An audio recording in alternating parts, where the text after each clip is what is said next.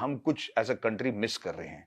पर ये भी इतने अफसोस में थे, इतने गुस्से में थे, इनके होंठ फड़फड़ा रहे थे, इनके आंखों में आंसू थे, और ये कह रहे थे कि ये कैसे कह सकते हैं कि मैं एक ट्रीजन में, या मैं एक चोर हूं, या मैंने अपने देश को बेच दिया, मेरे देश की सीक्रेट्स को बेच दिया। और इस बात से वो बहुत प्रभावित ही थे और बहुत ही मतलब अफसोस जता रहे थे। और मैंने कहा सर आप इतना इमोशनल क्यों हो रहे हो? कोर्ट ने तो कह दिया कि आप निर्दोष हैं, आपने तो अपने आप को निर्दोष प्रूव भी कर दिया, कि वर्डिक्ट भी आ गई है। ये 2017 की बात है।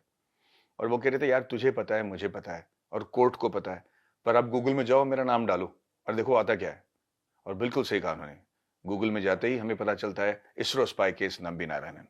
और इस धब्बे के साथ पिछले 24 साल से निर्दोष साबित होने के बावजूद वो जी रहे हैं। और मुझे लगा कि ये बहुत धाकड़ बात है, ये बहुत सही कह रहे हैं। मतलब कोई आपके ऊपर कोई झूठा इल्जाम लगा दे और वो इल्जाम ही आकर आपके साथ चिपक जाए, चाहे वो सच हो या झूठा, ये गलत बात है। तो मैंने 7 महीने के लिए स्क्रिप्ट लिखी इनके इस केस के बारे में।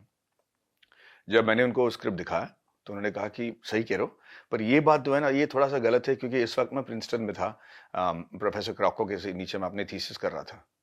तो मैंने कहा सर आप प्रिंसटन कब गए? क्योंकि मुझे लगा कि क्या बात कर रहे हैं। प्रोफेसर लुइजी क्रॉको जो एक नासा के सर्वश्रेष्ठ साइंटिस्ट हैं, उनका और इनका क्या लेना देना। और फिर जो इन्होंने अपनी, मतलब मैं मानता हूं कि बड़े कैजुअली अपने अचीवमेंट्स के बारे में बात किया जो उन्होंने हमारे देश के लिए किया है। मैं माधवन जी जानना चाहता हूं, एपीजे अब्दुल कलाम को तो हम पोखरा न्यूक्लियर टेस्ट के लिए पीपल्स प्रेसिडेंट के लिए जानते हैं। विक्रम साराभाई को हम लोग इंडियन स्पेस प्रोग्राम के फादर के रूप में जानते हैं।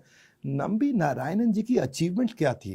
कंट्रोवर्सी तो समझ में आती है, कॉन्ट्रीब्यूशंस क्या थे, वो क्या समझ में आए जिसपे आपने इतनी जान लगाई? आपने समय बहुत लगाया इस मूवी पे। जी, एक्चुअली डॉक्टर अब्दुल कलाम साहब की अचीवमेंट्स के बारे में हम नहीं जानते।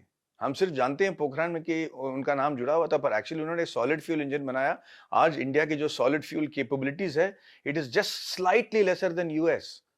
और इसके कारण अब्दुल कलाम साहब हैं, जो उन्होंने सॉलिड फ्यूल इंजन पे अपने मतलब पूरा रिसर्च और मतलब टाइम बिता दिया।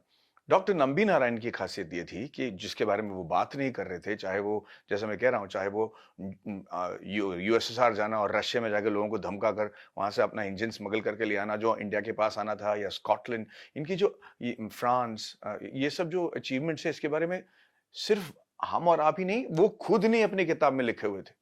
बताइए, ये होते हैं हमारे देशभक्त। उनको लगता ही नहीं कि ये अचीवमेंट है, और उन्होंने ऐसे बताया जैसे हम और आप बात करते हैं कि आज घर में क्या बना भाई, दाल चावल पकौड़े बने। तो मैं बात कर रहा हूं उनसे, तो ऐसे हाँ, और वो विकास इंजन भी मैंने ही बनाया था ना। तो मैंने कहा विकास इंजन आपने बनाया था ना का मतलब क्या होता है? विकास इंजन आपने बनाया? कहता हाँ यार, वही तो मैंने ही तो इन्वेंट किया है, I am the father of that engine. और मैं बोल रहा हूँ सर, उस विकास इंजन की बात कर रहे हो जिसके बगैर इसरो का कोई भी मिशन आज तक नहीं किया गया, ना मंगलयान, ना चंद्रयान, ना ये रिकॉर्ड ब्रेकिंग इंजन। हर चीज में पीएसएलवी यूज किया जाता है, जिसका सबसे इंपॉर्टेंट इंजन है विकास इंजन, जिसकी खासियत यह है कि वो आज तक फेल नहीं हुआ। वो इंजन की बात कर रहे हो? कहते हैं हाँ, और इसी वजह से इन्हें पद्म भूषण दिया गया।